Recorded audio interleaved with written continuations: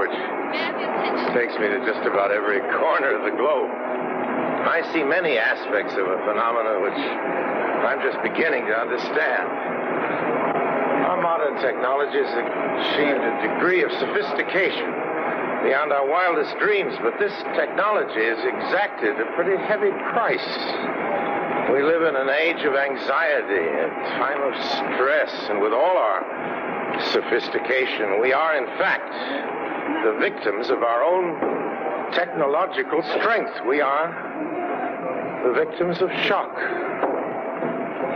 of future shock.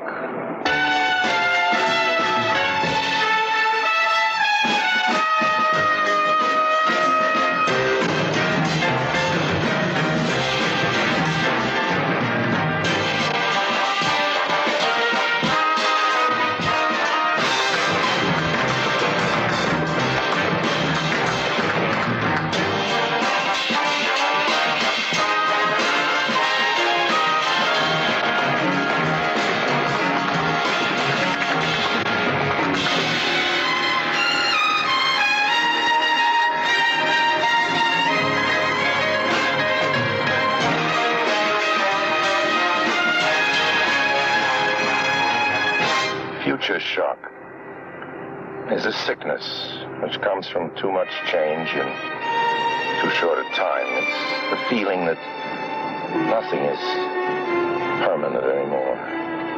It's the reaction to changes that happen so fast that we can't absorb them. It's the premature arrival of the future. And for those who are unprepared, its effects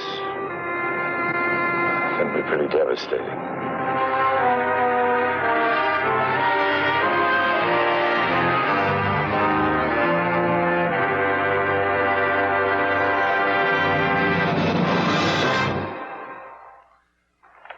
This is a friend's country house. Like myself, they're always on the move, so this retreat of theirs is mine for a while. You know, comfortable homes like old friends give us a sense of security, the feeling that some things, at least, stay the same. It's a feeling we need very much in this changing world. Every day we're bombarded by choices. We need to make instant decisions. We're in endless combat with our own environment, with all its pace and variety, its choice and overchoice. What do we buy? Where do we go? What should we think? The make, the model, the price, the pitchman's plea. Buy now. Keep up with the latest. Don't fall behind. The pre-cooked, pre-packaged, plastic-wrapped, instant society. We're faced with so many choices, so many decisions. And we have to make them so quickly. None of us can escape the pressures. That's what future shock is all about. Don't fall behind. Keep up with the latest. Buy now.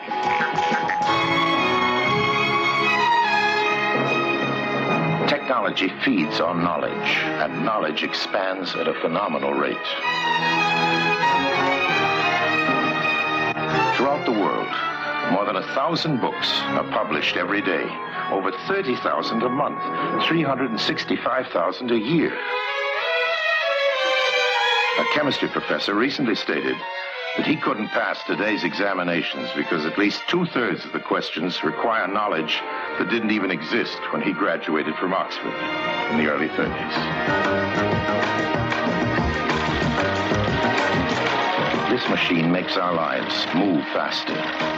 Computers combine facts to make new knowledge at such high speed that we cannot absorb it. They affect not just the things we buy or the things we know, but the things we do.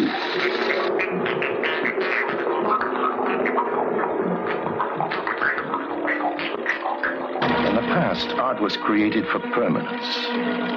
Today, instant art, fast, computer created. Combinations which are changeable and, for the moment, beautiful.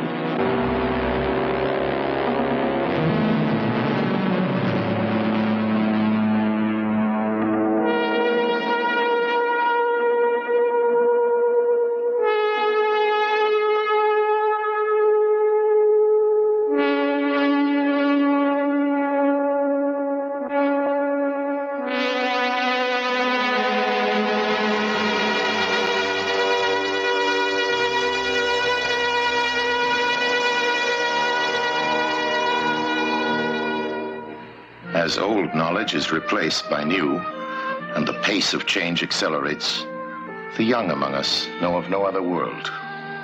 Today's little girl is learning a fundamental lesson. Man's relationship to things is increasingly temporary. Miss, can I get a new doll? You want to trade her in? Yes. Okay, I think we can give you $1 on that. Okay. Do you know which doll you want? She says, Mama.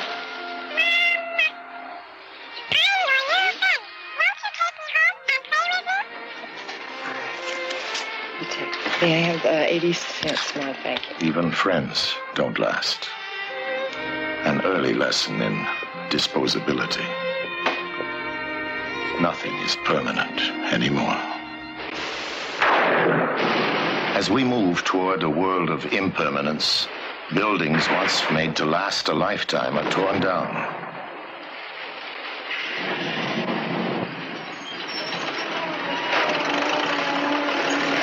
What is built must be easily dismantled, moved, adapted to momentary needs. Temporary structures for an impermanent way of life. Symbols of a transient society.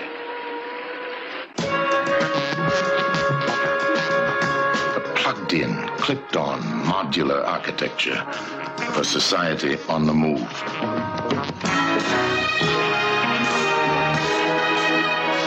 Every year, some 36 million Americans strip their homes and move on, tearing apart communities, families, and individuals, creating future shock. This is the last time I'll move, ever. Moving on, but where are we going?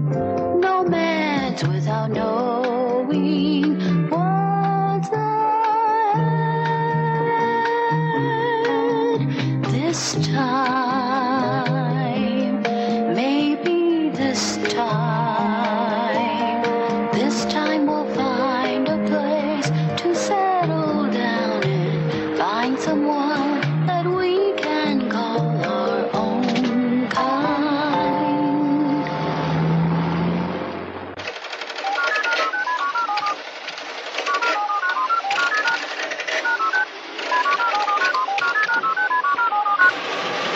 The telephone directory is rewritten every day in an effort to keep track of the mobile society. Pages printed out by the computer. Additions, deletions, names, addresses, numbers. The rate of change reflecting the fact that where we live means less and less as we breed a new race of nomads. Few suspect how massive, widespread, and uprooting these migrations are. Travelers to places never seen. The road is there. Will I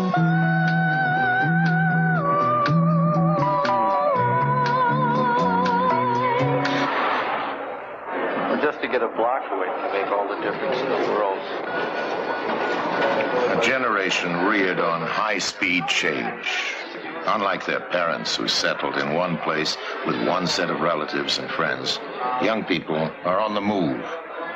Home is a place to leave. I don't know what Like the beautiful thing about traveling around the country or over a large area is that you get to meet so many different people in different situations, you know, and like share experiences. I hang around airports just to like the feel of getting away.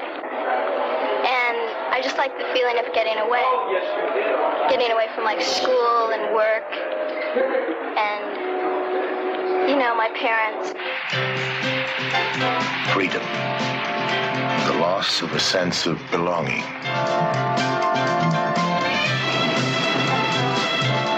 On the coast of Spain, on a Danish beach, temporary encounters. Just as things and places flow through our lives at high speed, so do people Long-term commitments are not expected. Involvements are compressed in time. Young people embrace new values in an atmosphere of instant intimacy. Everyone craves human warmth and closeness, especially today when relationships seem to be more and more temporary. What we're witnessing, of course, is the death of permanence. A new society is being created around us, built from the broken pieces of today. And those who people that society are going to live in a very different world. Future shock results from too much change in too short a time. Disposability of products and people. Thousands of people are alive today only because they carry inside them electronic devices, plastic parts, transplanted organs. On October 26, 1968, Carl Schaefer had 8 hours to live. A heart transplant extended his life, and he symbolizes the era of the disposable body. Dr. Samuel Kuntz, eminent among transplant researchers and surgeons. To show you the progress that has been made in transplantation, in 1962, I was involved with a transplant program, and the one-year success rate was about 20%, using living-related donors. 4 years ago, the success rate had increased to about 70%. And at the present time, using living-related donors in kidney transplantation, the success rate is virtually 90%. There is an alternative, however, and that is the use of artificial organs. And kidney transplantation, to a large extent, is made possible by the use of the artificial kidney. And I'm sure that an artificial heart will be developed.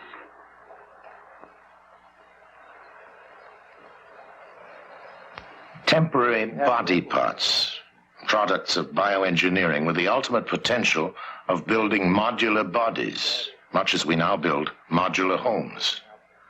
Research prosthetist John Bray. I'm holding in my hand a prosthetic device for a below-the-elbow amputation. And this is a very highly sophisticated unit. It has electronic device controlled through the energy of the energy cells. And by placing the transducers over the musculature, we are able to send messages through the electronic system which operates the hand. In effect, it's actually responding to the motor control of the patient who wears it. In fact, at this time, there is hardly any part of the human body, and especially in the extremities, that we cannot replace. An artificial elbow. One more step toward an artificial man. Joints, bones, sockets, sometimes better than the original. Replacing inner bones as plastic surgery replaces the outer skin.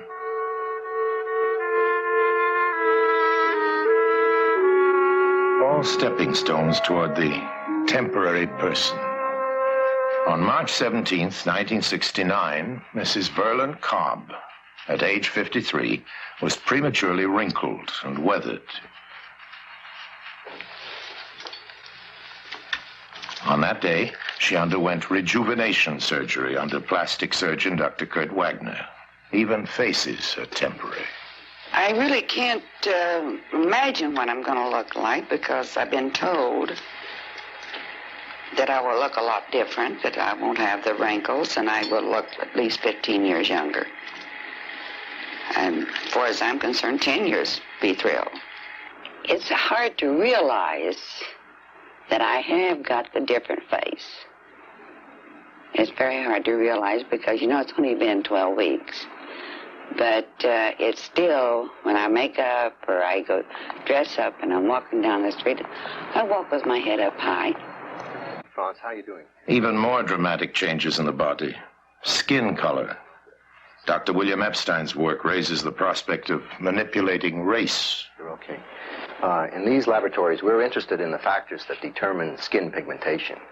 The question comes up, could we change man's color? And the answer is probably we could, and we'll be able to in the future. If we could control the code, we should be able to make a person any color we want, very much like a fish. But really, do you really want to do that? Why don't you just go to the store, get some cosmetics, put yourself on any color you want, any time, and be anybody you want. Start a fad. Will the human race emerge in a range of brilliant colors? Given the choice, would we want to look alike or different? What is beautiful? What happens to race? Step by step, the body parts grow disposable, like products we use and discard. This quaint English village, a remnant of permanence in a future-shocked world, is the home of neurophysiologist Gray Walter. He's one of the many scientists leading us toward the ultimate replacement, artificial intelligence. 25 years ago, he pioneered the development of behavior machines. This looks rather as though it was a child's toy, and I suppose it might be, but in fact it's rather a serious model of my ideas of behavior. And it behaves in a complex way, with all kinds of behavior modes, only having 2 elements, compared with our 10 billion in our brains, but its behavior is surprisingly complex. Now, you can see it hesitating a moment, and then avoiding that obstacle, and finding its way slowly and by a rather devious path right into its hutch down here. And so, rather like us, it has a sense of priorities, although it's such a very simple toy, but not really just a toy, a model of behavior. Descendants of creatures like those of Dr. Walter.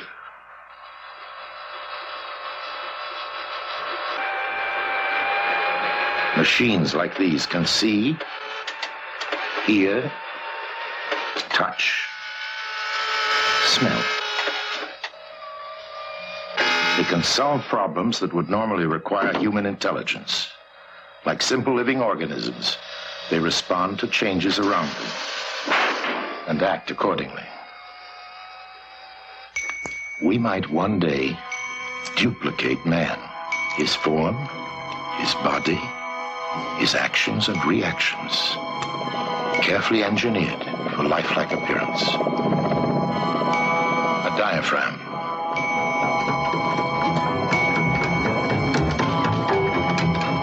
a chest, a simulated breathing human being.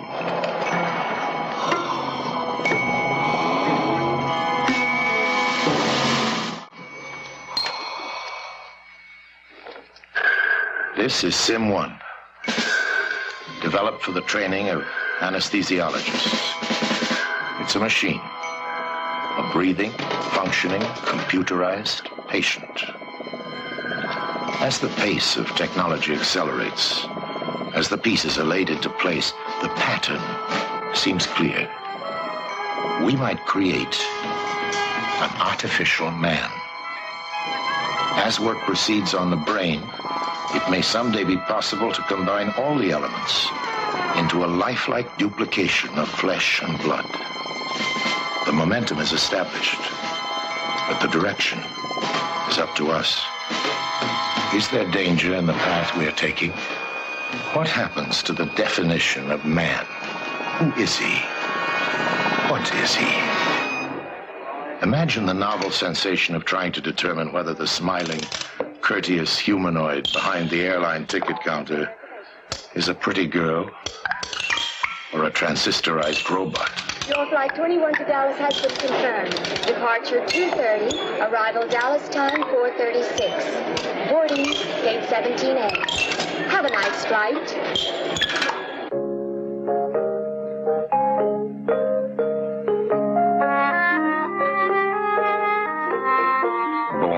Into a future-shocked world in which machines and science cause changes that shatter basic institutions like church, school, family. A world in which nothing endures, not even motherhood. Dr. Charles Epstein researches the birth process.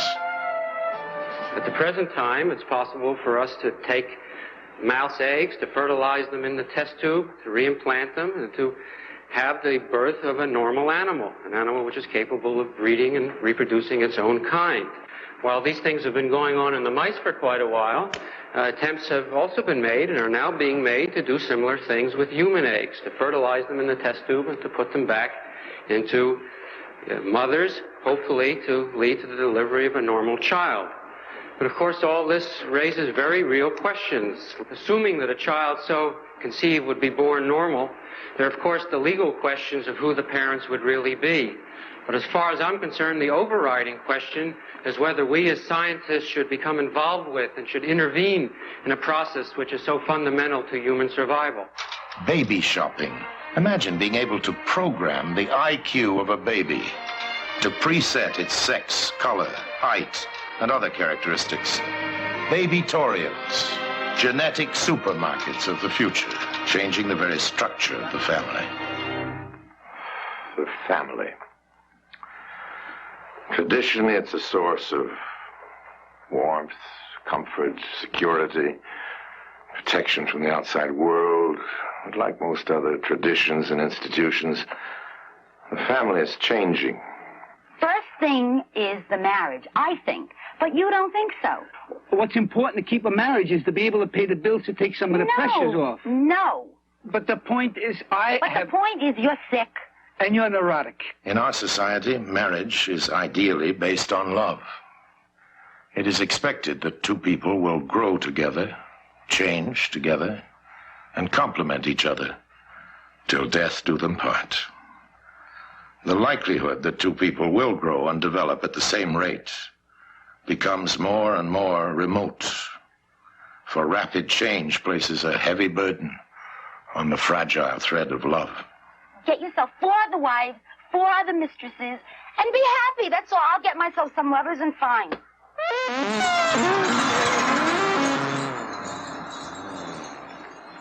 So I guess it's understandable that the institution of marriage itself is taking on new forms. A woman's face rarely reveals all the changes in her life. Recently, this woman made a controversial choice. She now lives with 3 men and 2 women in a group marriage. I feel living in a group marriage situation that you are able to have closer intimacies than you do with just having friendships on the outside, because they're mainly acquaintances. The concept of group marriage is an example of change in society's institutions. It is a result of loneliness in a world of ever more temporary relationships. And as the speed of technological change increases throughout the world, so too will experimentation with new family styles. Hi. How you doing? How do you? Hi, Russ. Hi. How was your day? Very good. Very good. It makes you realize that you have quite a bit to offer when more than one person cares for you.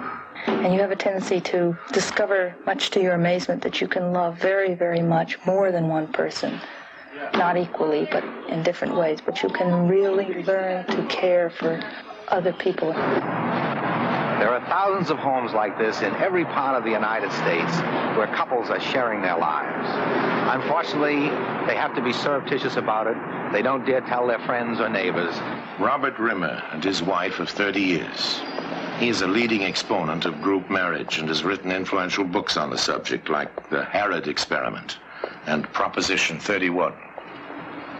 I have suggested group marriage is under the name corporate marriage, and I think what would happen if there was a legal form of group marriage or even bigamous marriage available, many people would immediately attempt it. A middle-class neighborhood in suburbia, USA. It could be anywhere. Germany, England, Sweden. It's a commune. 23 people, married and single. A different kind of family. Well, it was a hassle. I've been electrical engineer, ex-technical writer. I've been married several times, had a family, houses. It got to be a drag. I like it much better here. This is, for me, a great way to live, relating to people. It's a family. It's a much better way than what I've been into for the last 15 years. On mountaintops, in deserts, in sparsely populated areas around the world, young people seek escape from the hectic overstimulation of a high-speed society forming primitive communes like this. They reject today by returning to yesterday.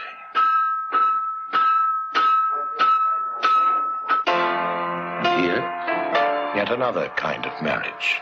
Tom, do you have a ring for Don? Would you place it on his finger and repeat after me? With this ring I thee wed. With this ring I thee wed. For as much as our brothers, Tom and Donald, have consented together in holy wedlock, and have witnessed the same before God in this company, and thereunto have given and pledged their troth each to the other, and have declared the same by giving and receiving a ring, and by joining hands, I pronounce that they are married. Amen.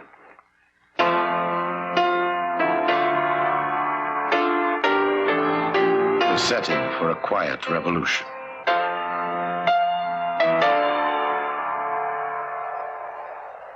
Part of a larger revolution affecting all our institutions. Religion. Education. The factory-like school is under attack. Education is in the midst of revolution, and like most institutions, the result is change. As public institutions change, so do accepted standards.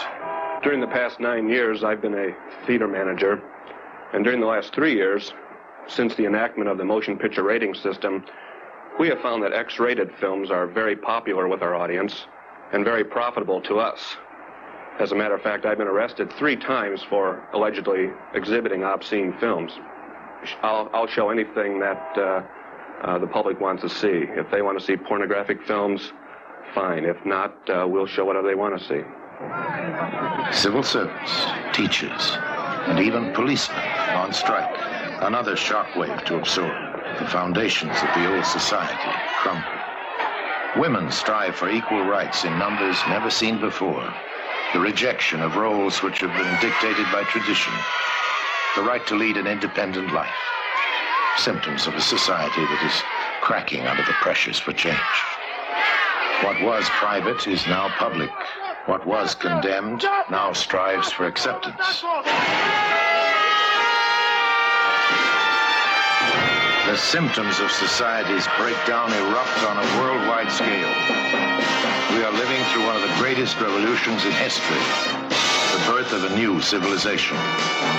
Collective protests shatter the structure of the old.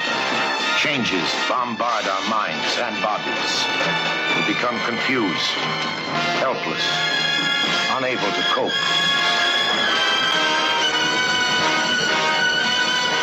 We all live in turbulence, often silent, personal. The result is the same, stress.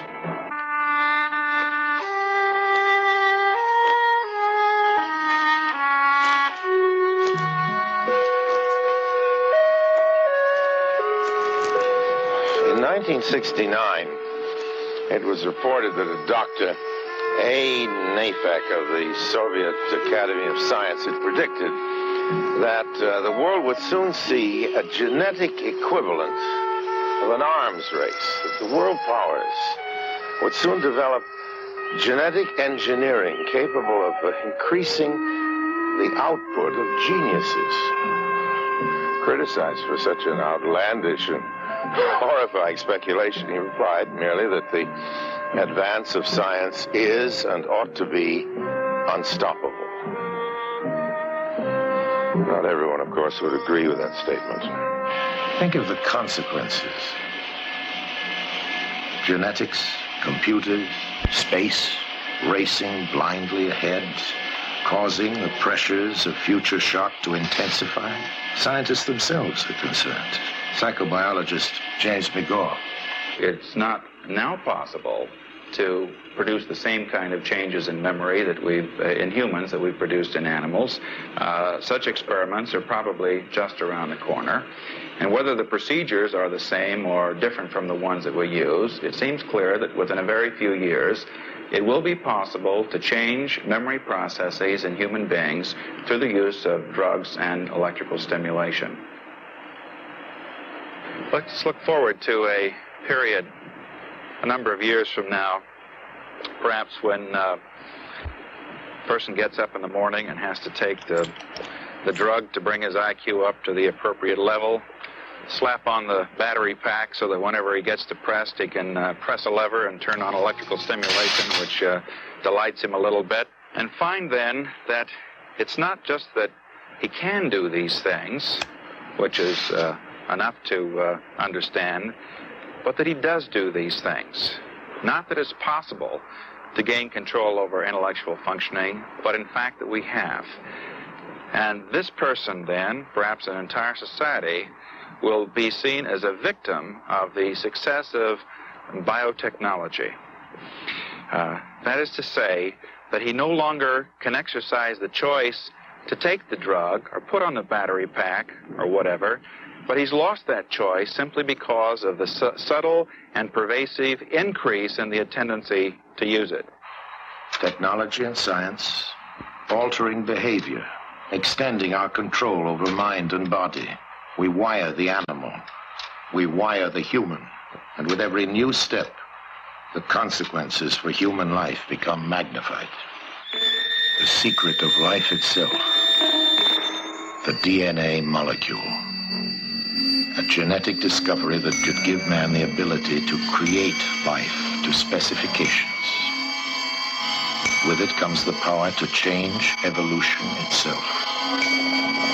Never have we had such opportunity, such awesome responsibility. The DNA molecule might very well turn out to be the most important discovery in the whole history of medical science. Not only is it possible to create life, but to recreate it. Considering present scientific knowledge, we may soon be able to create carbon copies of human beings. Imagine the implications.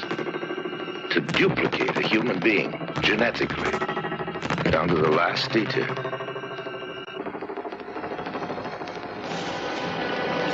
Cryonics. There's experimentation now with the possibility that a body might be frozen and revived. If the frozen traveler awakes, what will he find? The advance of science tempts us to speculate on the nature of the world which lies ahead.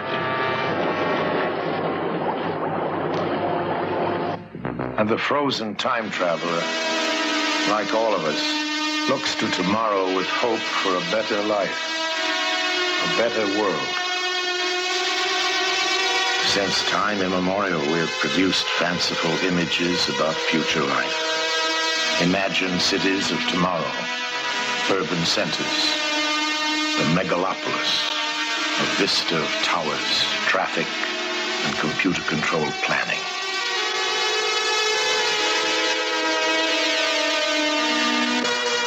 The spaceport. Looking to the day when space travel is routine. When gleaming, elegant rocket ships carry us smoothly to new worlds. Naive images of cities, space travel, and other wonders may fascinate us for a time, but they may also mislead. Will the frozen time traveler wake up in a very different future? Here's a future coming toward us that could shatter all our dreams. The future has burst upon us. The supersonic transport is subject of worldwide debate, forcing the question, is technology always desirable? Changes bombard our nervous systems, clamoring for decisions. New values, new technologies flood into our lives.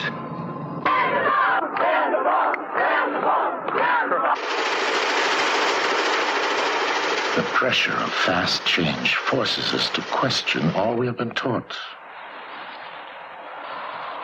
Sometimes technology can destroy. An underground nuclear explosion. Amchitka, when will the next nuclear blast occur?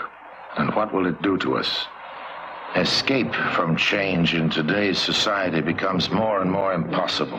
Change is necessary, but change itself is out of control. That is the challenge posed by future shock.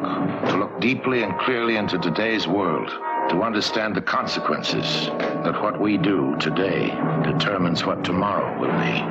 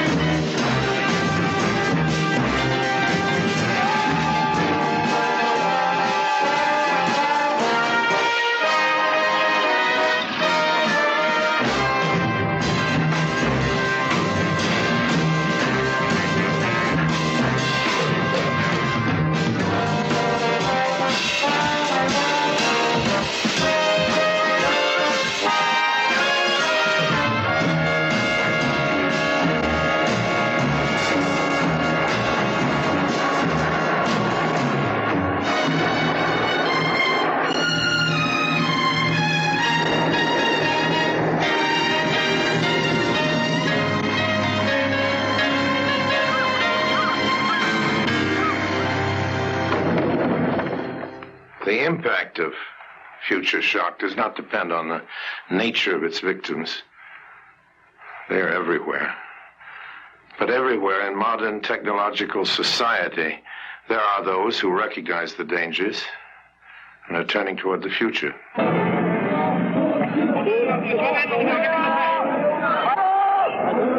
The future need not be blindly accepted. Author Alvin Toffler finds this conviction spreading among young people throughout the world. If we can recognize that industrialism is not the only possible form of technological society, if we can begin to think more imaginatively about the future,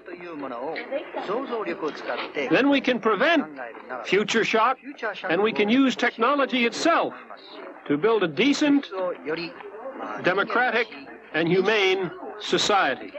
Don't you think education should make people aware of the danger of technology instead of making them adapt more easily to any kind of progress and technology? Absolutely, absolutely. That we can no longer allow technology just to come roaring down at us.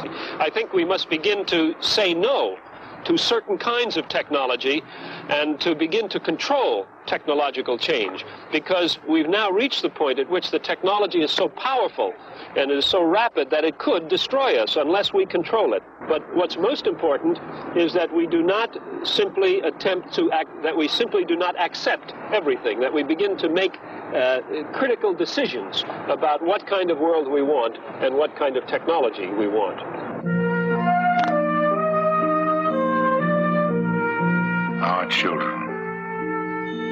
Will we save them from future shock? Or are they destined to suffer the same illness that rocks today's society? The directions we choose have consequences not merely for us. The choices we make will determine the nature of their world. There is still time.